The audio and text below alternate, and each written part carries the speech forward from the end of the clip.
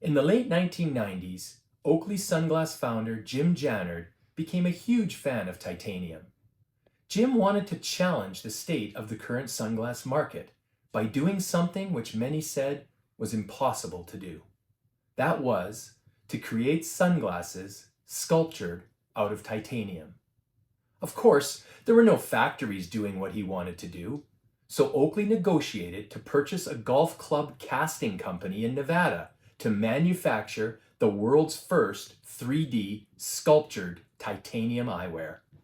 The process would include using a 6-ton generator with 425,000 watts of power to push the 5-axis machining that had to maintain a phenomenal degree of precision in order to create the frames.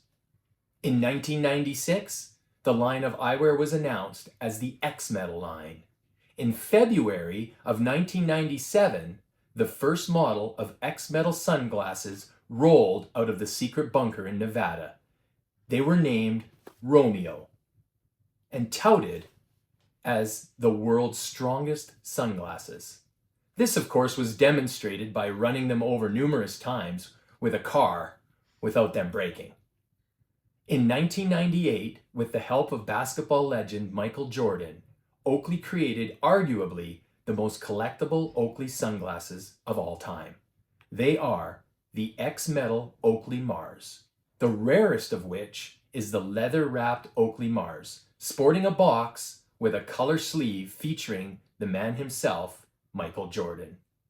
The Jordan Mars, as they would become known, had their titanium frames wrapped in real leather and featured gold iridium lenses along with a stamped serial number on each pair.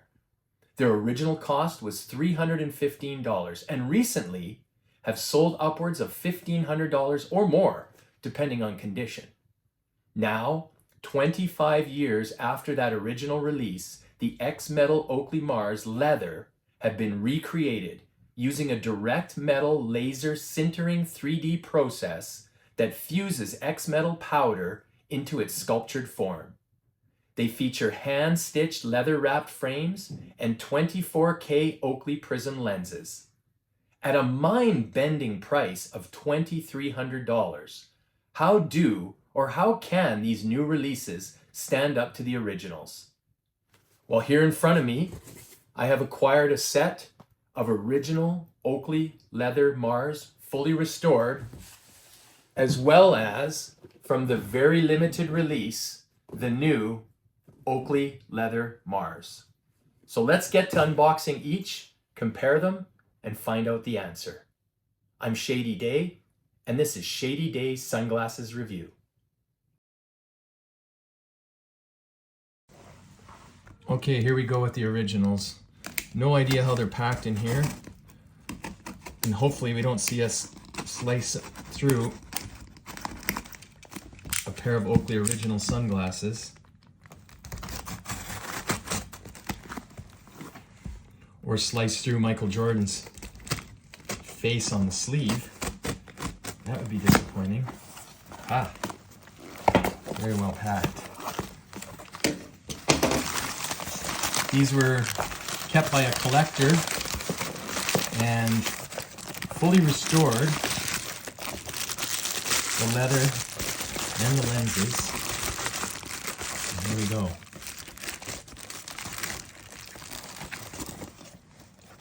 There's the box. Oakley Mars. The box looks amazing for 25 years. Serial number is on the box. Okay, put those aside. Okay, and now these were ordered on release date November 14th from Oakley.com, shipped from Oakley and arrived today. So, freshly received, you could say. And inside the box, we have another box with the seal not twisted on properly, but that's fine. Trust that somebody didn't go in here and take them out already, but we'll find out right now. Wow, that. Nice big box, that's for sure, for small sunglasses. We'll get the box out of here. There we go. It's a huge box.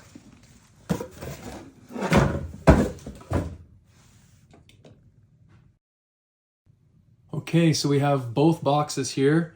One thing for sure, the box and the price got a lot bigger. Let's start with the originals. Box, slide it out. These came with a coin. There's the Mars coin. There. The back. Inside.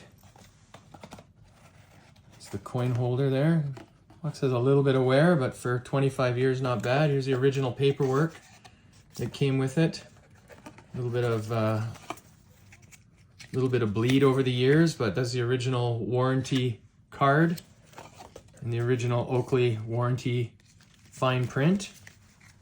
Inside, we have some extra, looks like 2 nose bombs in there. It's not a big deal there. Let's get to the good stuff here. Nice foam inside, foam enclosed. Box is in great shape. Microfiber cloth looks good. And let's see the unveiling.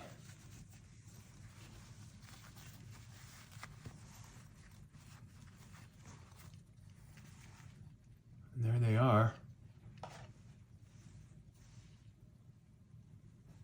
In all their original glory.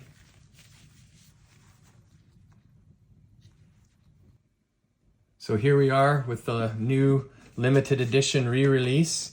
The sleeve's a little bit stiffer to pull off, as you can tell, being that it's brand new and not 25 years old. We got a flip up here on the back side. It's the box presentation with the glasses folded out and not inside the microfiber bag, which is tucked conveniently into a hole in the styrofoam there. The bags are certainly lighter and softer feeling now as well. The Mars 2023 bronze coin. You can see there Oakley MUZM 2023. And on the back, the X-Metal logo. The world is always evolving. We're just tired of waiting. Really cool front logo. That is new. The back one has been seen before. And then the glasses themselves. Wow.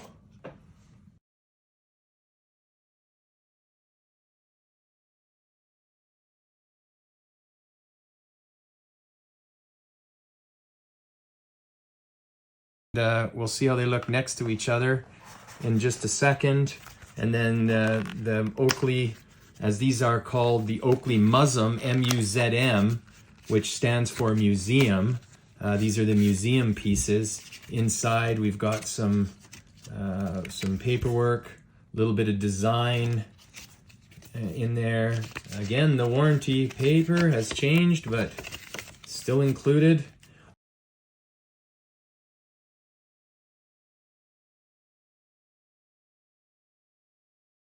Yeah, let's have a look at them side by side now. So first of all, how do the lenses compare and how do they fit? The lenses on the original gold iridium, to me the lenses in this particular frame, they actually look a little cloudy on the outside, but I'm not sure if that was the gold iridium. So they do look a little bit cloudy to me. Looking from the inside out, they are crystal clear and sharp, but they do look a little cloudy. Certainly they have that goldish color to them, but certainly not as outstanding as if we move over to the limited edition. The lenses are the 24K Prism, which of course is a different lens than was 25 years ago. Very shiny, very reflective, and very gold, Certainly both lenses fit in the frames amazingly tight. There's no play, nothing is loose inside either of these lenses, and they fit very well. So our next question regarding the stitching, quality of the stitching and the leather on these original restored glasses, we've got gorgeous stitching. The holes are nice and small.